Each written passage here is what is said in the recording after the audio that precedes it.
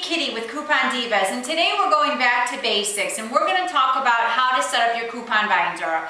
A lot of you have asked me, what does my binder look like? How do I set one up to efficiently, stockpile my coupons and so that I'm ready to use them at the stores? So I'm going to show you all the different types of coupon organization that I know about, and then you can choose the one that works best for you.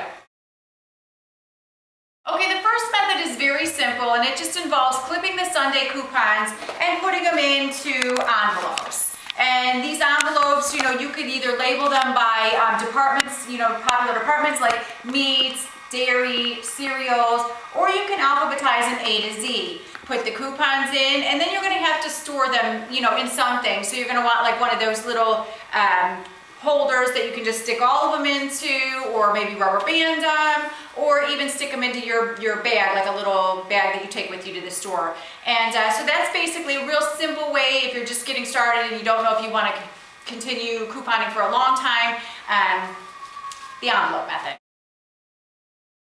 Okay, the second way to organize your coupons is also another easy way, and it's just to get one of these accordion files, and it can either be this cardboard type one, or it can be one of the plastic ones that you can pick up just about anywhere. And that, again, you're going to sort it either by category or A to Z, department in the store, whatever. And the only thing I don't like about this one is these are usually pretty deep, so you're reaching way down in to grab your coupons, and, in and out, I always cut my cuticles. I tried this one when it first started and I used it for a long time, but now it's not my favorite one. And my most favorite method is the coupon binder method. It's the method I'm using right now. It works for me. And what that is the one I have is a binder like this, and I got it during probably clearance back to school shopping. And if you're going to do this method, I highly recommend getting one that zippers. And that's because if you're anything like me, you're going to probably drop this once or twice or 50 million times. And at least if it zips shut, you won't lose anything out of it. So, you have the zipper, really nice feature. Another thing I like about this coupon binder is that it had a little zipper pouch in the front. So if I was going to throw in some special coupons, I could just unzip this front pouch and stick them in here. What I like to do is I do have, additional envelopes in the front part, and sometimes I'll label those Target, Walgreens, and if I have like 5 coupons I want to keep and don't lose till I get to the store, I put them in here and then slip them in this front pouch. Okay, so that's a great feature. Another thing I like about this particular binder, which I did get at Target by the way, is that it has the accordion file. But what I use this accordion file for is the weekly ads, the ones I'm going to keep that I want to take to the store. I have them labeled in here, and then I just stick them in, like this is Target, so I'll slip it in my Target file, and then I've got the ad with me. I can also put in the coupon policies. I'll print them all off for the stores I shop at the most, stick them in here, so if I have any trouble at the store, I can just whip this out and refer to that when I'm shopping. Another great thing about this coupon binder that I like is, and a lot of these have this, so any binder like this will do, is it has pouches inside. I have room for a Sharpie marker if I was going to circle something. I have room for like some little shopper loyalty cards here, and I have room for a pair of scissors that can go in this pouch. So, I could easily take my scissors, slip them in, I'm good to go, a calculator, whatever I might need. You can also, there's plenty of room in this one, you could slip in one of these, which I'm going to put in, one of these little inserts that zips, and this was just recommended to me. What I'm going to keep in this front part are my free coupons. That way, these usually have to be used before a lot of the other coupons, or you want to use them, so you're going to want them somewhere where you can get to them quickly. So I'm going to slip mine in here, and then I'll always know where they are, and then that'll be the first thing in my coupon binder. So I really love that.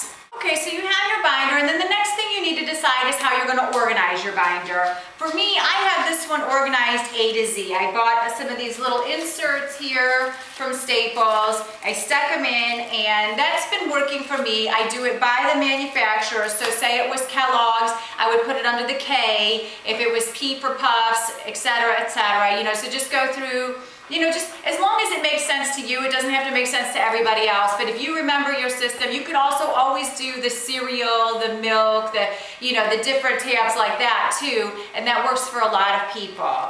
And you also, when you do insert your coupons into these sections, you'll notice that I have mine just 2 to a page. I bought the 2 slotted inserts, and I got those at Staples too. If you want to go with one a lot of people use, I don't think you can see this, but it's actually got 9. It's smaller. I just don't like to fold up my coupons that much, so I don't do 9 on a page, but a lot of people will do them. They get multiple inserts and want to keep them in the folder, and then they'll just have, you know, all the different ones grouped together within, you know, within the section. So that's it. There's A to Z here, and you'll see that they're all in here. Now, another way that you could do this binder is to just put dividers in. A lot of people do this too, is they'll get their binder and they'll keep their inserts whole. This is another method, and I'm actually gonna, I've saved since the beginning of the year my inserts, and I'm gonna start doing it this way too to see which way I like better. And how I'm gonna do it is I'm gonna slip them into a sheet protector, and every week when I see, like we have the coupon database now and it notes what week the paper came from.